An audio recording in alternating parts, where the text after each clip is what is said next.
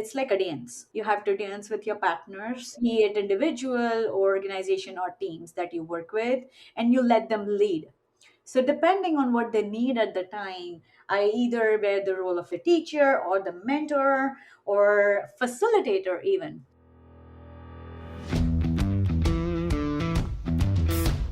Technology is transforming how we think, how we lead, and how we win. From Intervision, this is Status Go, the show helping IT leaders move beyond the status quo, master their craft, and propel their IT vision. The Agile methodology is rooted in many organizations. For other orgs, you may just be starting your Agile journey. What began as a software development methodology has been adapted and adopted by many parts of IT and, frankly, by other business departments. The methodology itself has driven the creation of many roles like product owner, scrum master, and others. Over the last few years, another new role has emerged, that of an Agile coach.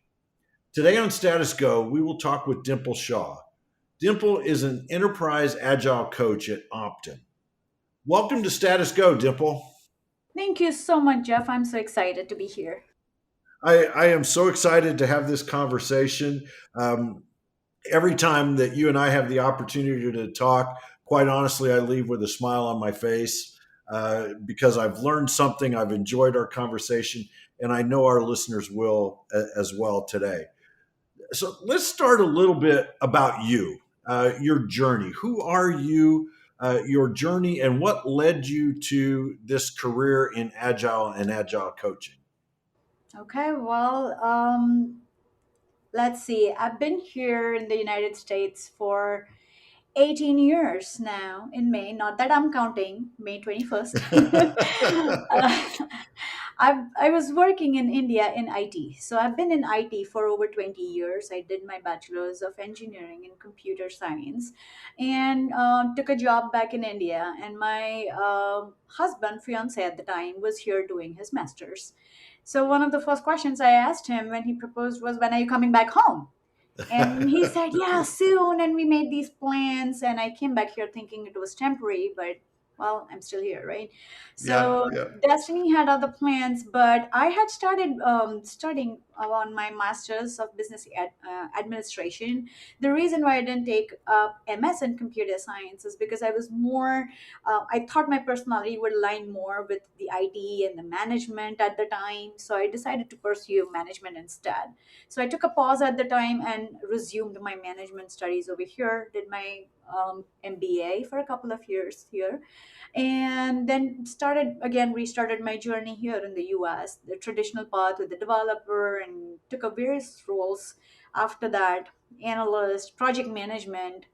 And I didn't enter this world of agility intentionally. So I'm so very grateful to my first mentor who saw something in me, and accidentally, when I ended up in this world of agility, I was partnered to work with him.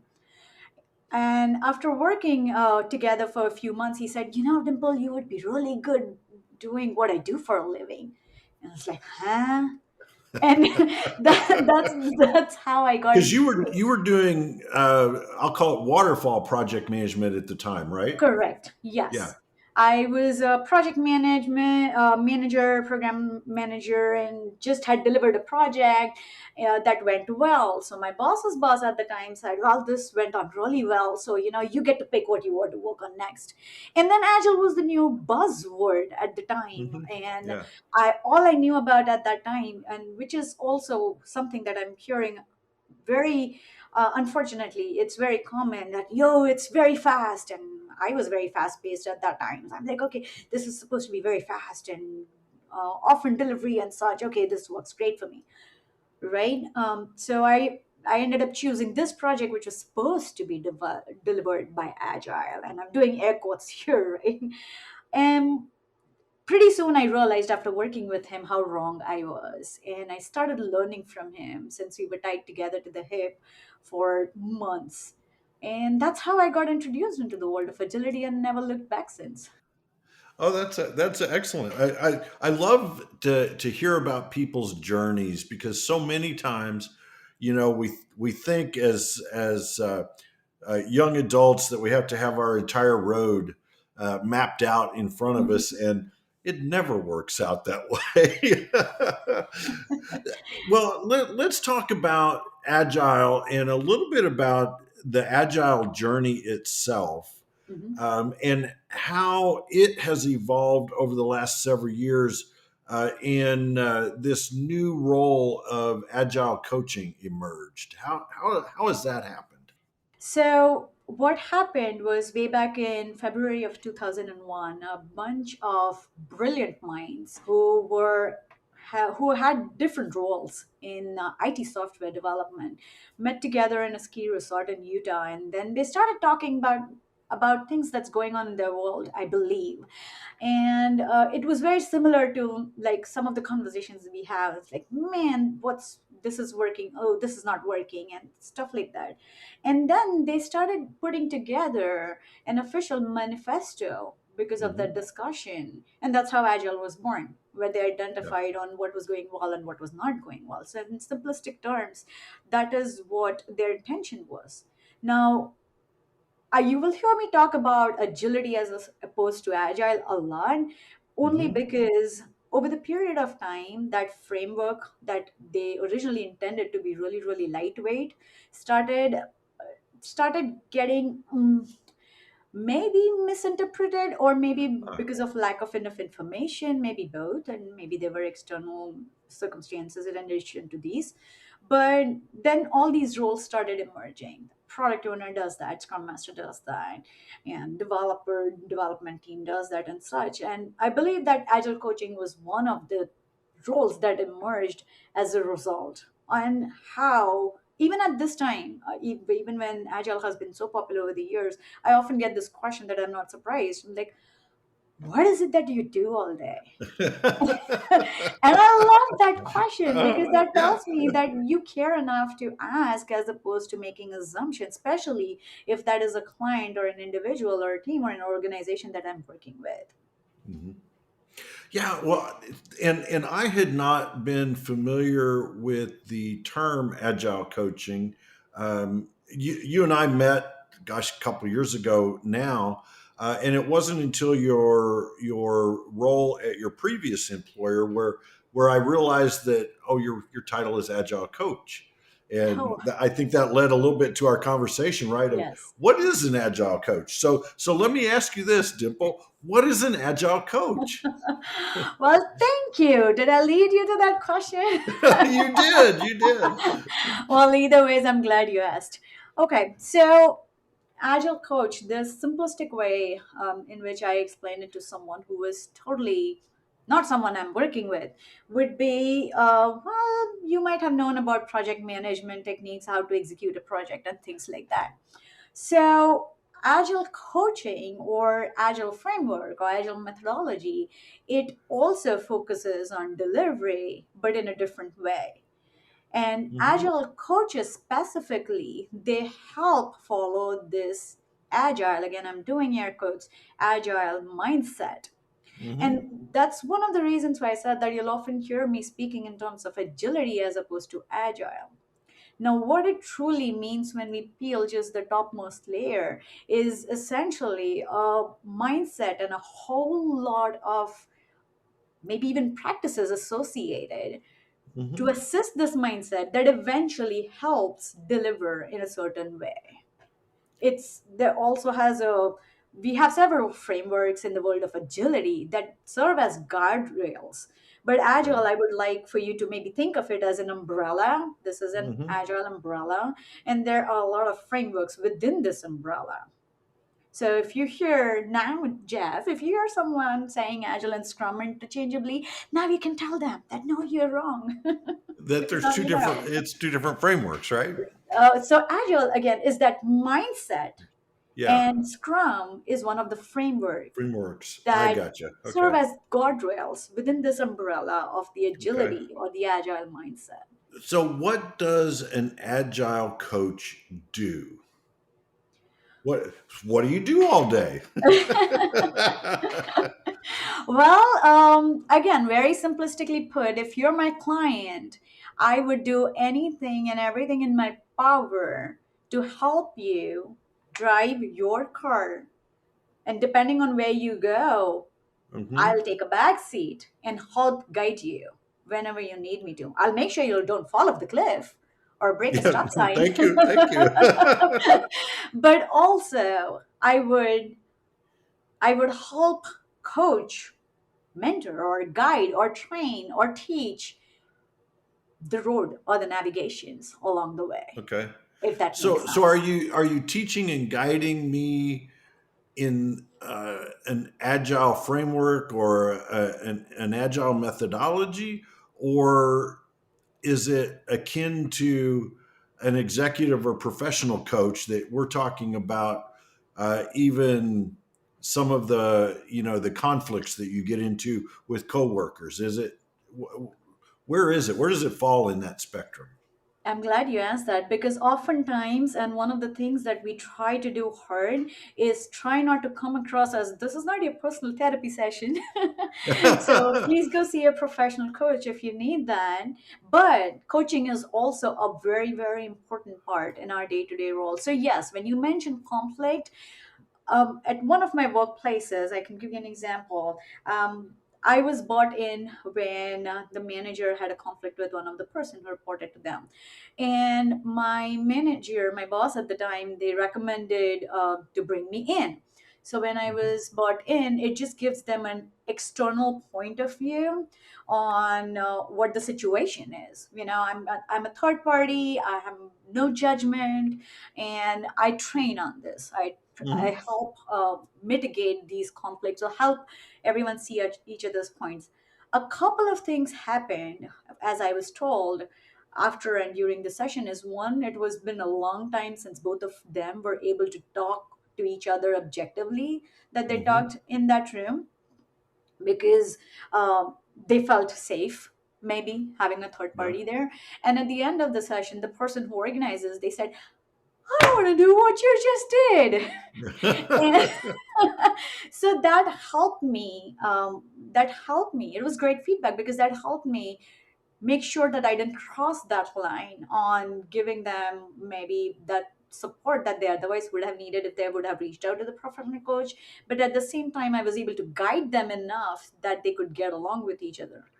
But a lot of organizations, they do question this special conflict mitigation thing, because I also got a question from the same organizations, like, what is the HR for then? Well, I would say to that is HR is wonderful and helpful, but that usually becomes the last resort when some action needs to be Mhm. taken. So where coaches come in is they help see if that situation can be fixable without a performance improvement plan or taking that official next steps. It gives everyone an opportunity or a second chance. Yeah, yeah, and because you're embedded more or less with the team, it probably creates more of a feeling of trust Hmm. with those that you are coaching than they may have with someone who is in another department like HR or Yeah. wherever. We invest a So lot of time. I know most coaches do invest a lot of time building trust with the people they yeah. work with so that they are able to assist them whenever needed. So when we talked in preparation for our conversation today, you really broke this role into two major pieces. I'll call it the coach and the teacher. Could you talk a little bit about the what you're teaching and then versus what you're coaching? Yes, absolutely. So, remember when I said that you were going to be in the driver's seat? Uh huh. So, that is where I switch different hats as and when needed. Uh-huh. So, you need navigation to reach a particular point before you reach your destination. I could help you get there. Or, in other terms, when I talk about agile mindset, I try to coach and train on what that mindset looks like. Hmm. And when the team is ready, when we together decide that the team is ready to talk about frameworks, I start teaching them about the frameworks. So if they say that, oh, the team has decided to utilize Scrum or Hmm. utilize Kanban or utilize any other framework, I would teach them on what that would look like for them, Ah, for the okay. team, and a lot of practices that go along with it, including the teaching and the mentoring. There's a whole lot of different hats that we wear. One of the coaches that I trained under for 6 to 9 months or so, they used to say that it's like a dance. You have to dance with your partners, Yeah. be it individual or organization or teams that you work with, and you let them lead. So depending on what they need at the time, I either wear the role of a hat of the teacher or the mentor or facilitator. Even sometimes we are called in facilitating more sensitive kind of discussions, like the one that I explained a few minutes back about the Yeah. conflict. I did nothing, but I just facilitated that discussion at the time. Well, you did a So lot, right? You brought them together, right? mm, Using your car and driving analogy, I love that metaphor. Um, Depending on where I am as a team member, you mhm, may be helping me learn how to drive, mhm, right? You could yeah, teach me how to drive. You could mhm, teach the framework, if you will. mhm, And you could help with navigation, as you mentioned. mhm. And then when I get ticked off at the driver in front of me, you might help me calm down and work through the conflict. Is that kind of the? It's really where the person is at whatever time, whatever moment. Yes, and that also doesn't mean that I'm not going to be, um, I won't be calling you out. With your Mm. permission and with the agreement that we might have made before I stepped in the car, I would Hmm. ask your permission. Are you ready? Are you okay if I find something? I might share that with you. So if you're okay with that, I might just share, hey, Jeff, this is what happened. But have you considered this perspective? And Yeah.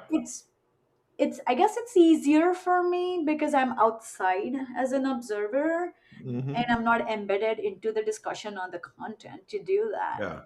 So if you're driving in a, say, the GPS says you need to take a right turn, well, you really Hmm. want to take a left turn, depending on the situation or the place that you're in, I might let you take a left turn and then I might help you see why I would have recommended right turn. Return. And then I would also help you get back to like a 5 different turns before we get to that place where we intended to go in Yeah. the first place.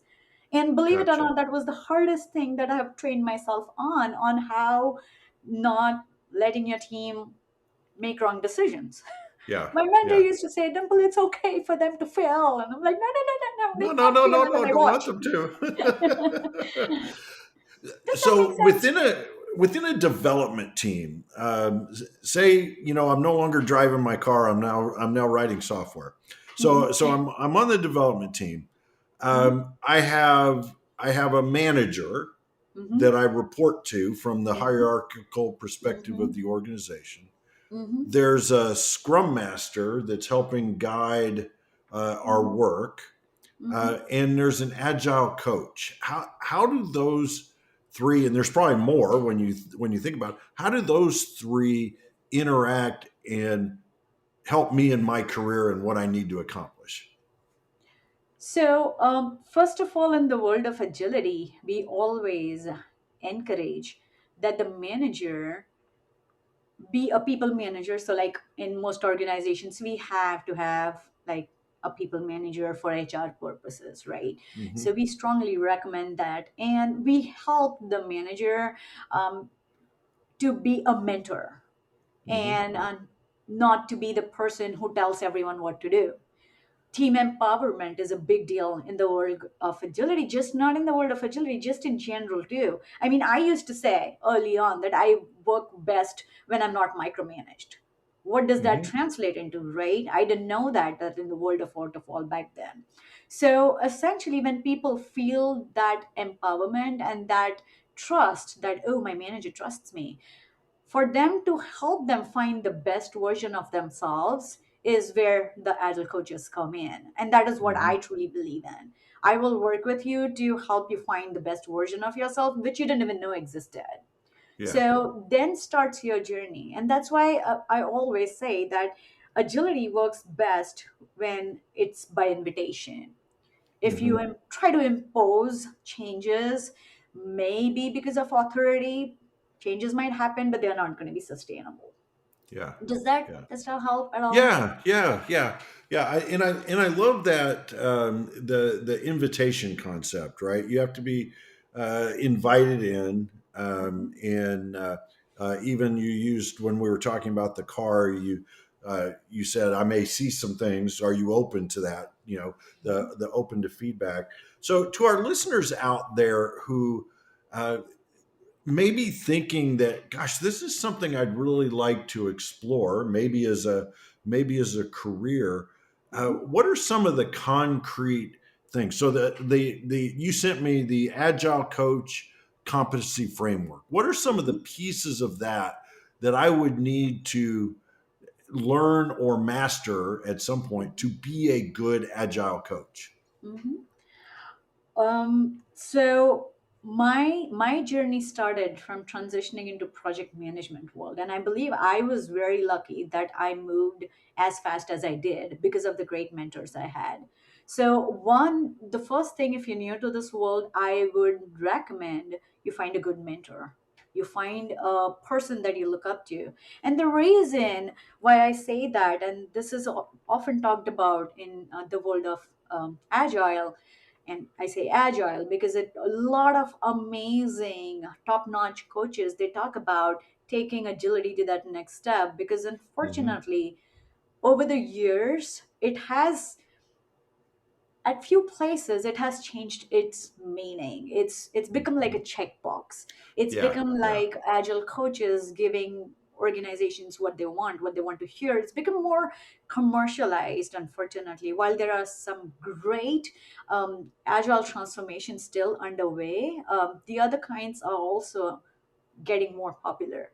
And that's the Hmm. reason why I say that if you see someone or hear someone, or even word of mouth, you hear someone doing things, saying things the right way with the right mindset, I'd say approach them. And that is what happened to Hmm. me. I was very fortunate. I got trained in the right mindset, because of which I'm able to say this was the most important thing. And once you find that mentor, once they talk about mindset and the importance of underlying agility and the steps, while I don't rely on certifications alone, unfortunately, that is also a good place to start in a professional world.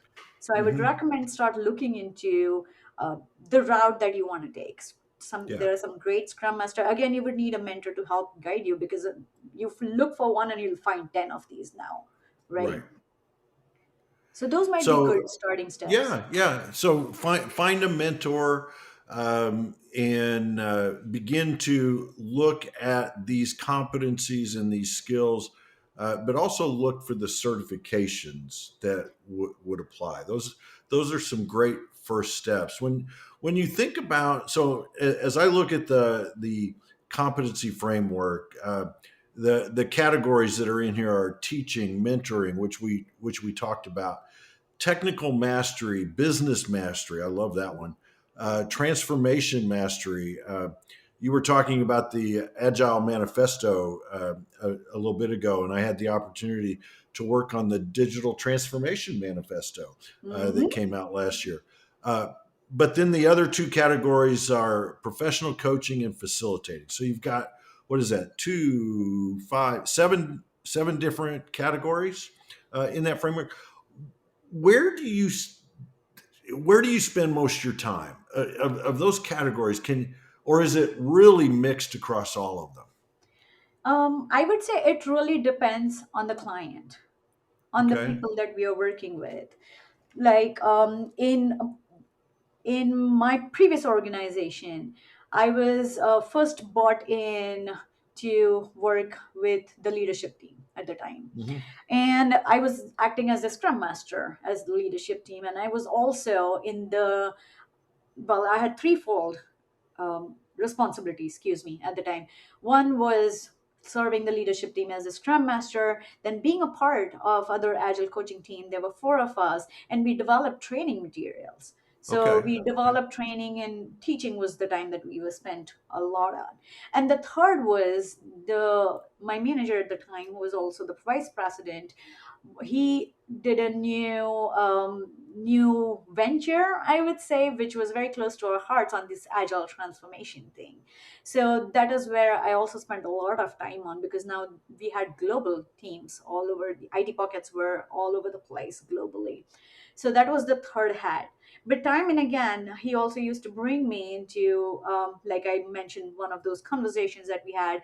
And then there was also someone that I was giving one-on-one coaching that went on for months. So it really, really depends. In my current Mhm. organization, I'm working with a client. The client requested our department that they needed an agile coach. So right now I'm spending a Mhm. lot of time with the leaders and understanding their needs and what is it that they want because of the initial stages. And pretty soon I'll be working with them with respect to teaching and coaching and business Mhm.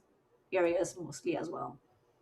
And when you use the word client, Mhm. you're talking about an individual that you're working with I talk or about an clients, organization. yeah, in a very broad term. So if Okay. it's a one-on-one coaching, my client is the person on the other side, the coachee. If Yeah. I'm working with a team, then that the Then it could team be is, multiple people. Yeah. yes, yeah. But you're not talking about client as in so I'm an independent IT advisor and I have clients that I work with that are Ah, I companies. see. I question You're talking about you work at today, as we mentioned in the introduction, Optum. So a it. client is a peer or a fellow Optum employee that you're Okay. working with, either a group or right. Do I have that right? Yes, actually you do. And I Okay. apologize for making an assumption there. No, no, At no, no, no. Optum, the way we are structured is I'm a part, all the agile coaches are part of Optum Tech University. And Okay. different departments, internal departments to Optum and United Health Group, all over the United Health Group, they can approach the Optum Tech University requesting for a coach to work with To them. hire to and now Right. I'll use air coach to hire a coach. Right. That is Right. correct. Correct. So Yeah. in Yeah. effect, I would say that I have the best of both worlds. I'm Yeah. also full time, but at the same time, I also have, like you said, the perks of an independent contractor where I'm working with the Yep. client. It could be 3 months, 6 months, a year, depending on how long they need our services. Gotcha, gotcha. I like that approach, and I think for our listeners, that's a model that if you haven't implemented something like Dimple just described, I think that would be a model that you should take a look at and have this group of experts of agile coaches that you can bring in to your agile teams, not only to solve problems, but also to help coach that agile mindset that Dimple talked about throughout our conversation. Now we're getting close to time here, Dimple, and Mhm. before I ask my final question, I want to slip something else in here, and that is your talk. You appeared on stage at Walk the Talk, which for our listeners, if you're not familiar, it's very familiar to TEDx style talks. And you gave a talk, Inclusion Can Be a Two-Way Street. And I just wanted to put that out there and a question related to that, because here's what I have found is that I've listened to that talk that you gave a couple of times, and it's it is incredible. Um, but I've also talked to you about agile and agile methodology and coaching and mindset, and it sounds like some of the principles that you talk about in your walk the talk, you apply every day in your coaching practice within Optum or wherever. Am I hearing the same words and is that what you're trying to convey? Oh my gosh, absolutely yes. And I can't believe that you identified that. It just means so much to me, Jeff. Because, and here's why. One of the areas that I have started exploring since like the past end of the year kind of thing is trying to learn and explore and also communicate how agility and diversity can go hand in hand. Mhm. And the more I explore, the more I realize that this is really one untapped area that we haven't been very intentional about. Mhm. So you are absolutely right. And again, thank you so much for bringing that up. And I'll continue exploring that and sharing my thoughts.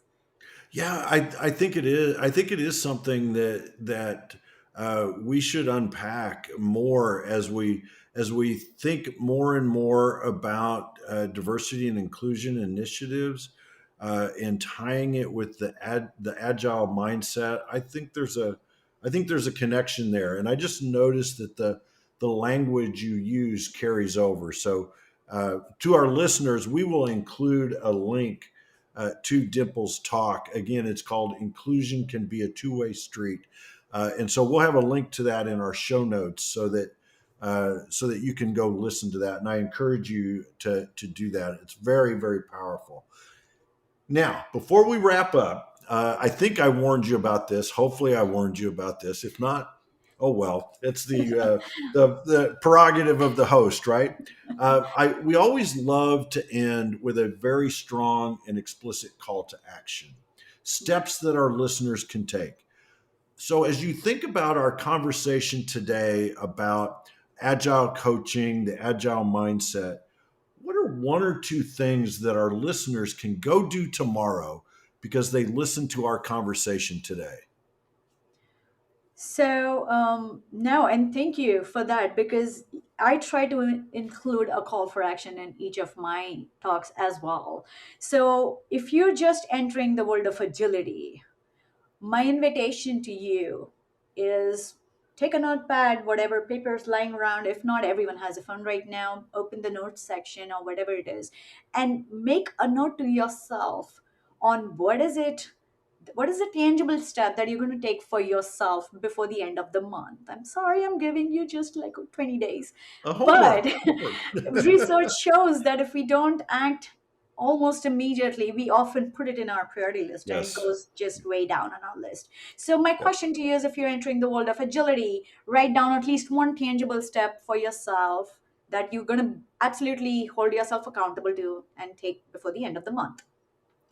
And if you've been in the world of agility, then my invitation for you is spend some time in self reflection. Take some time for at least, I would recommend, at least a bare minimum of an hour before the end of the month, and see if you are ready to take that notch up. Are you ready to take Mhm. that step up? Are you ready to walk your talk?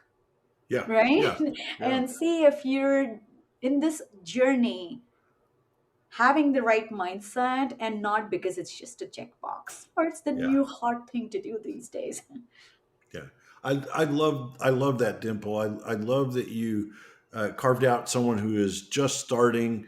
Um, write down a commitment to yourself that you will do sometime in the next by the end of the month, and that you also called out for those that have been in it for a while. What is that next step you want to take and self reflect? As you know, I'm big on. Reflection and journaling. Are you ready for that next step? Those are fantastic actions for our listeners to take. Dimple, thank you so much for carving out time and talking with us today. I so appreciate it. And as I said at the outset, once again, I'm leaving with a smile on my face. I don't know how you do that, but it is your energy is amazing. So thank you. Well, the feeling is mutual, Jeff. You know how much I respect you. So thank you so much for having me. I really appreciate it. Pleasure was all mine. Awesome. To our listeners, if you have a question or want to learn more, be sure and visit intervision.com. The show notes will provide links. And as I mentioned, we'll provide a link to Dimple's talk as well as contact information. This is Jeff Tunn for Dimple Shah. Thank you very much for listening. You've been listening to the Status Go podcast. You can subscribe on iTunes or get more information at intervision.com. If you'd like to contribute to the conversation, find Intervision on Facebook, LinkedIn, or Twitter. Thank you for listening. Until next time.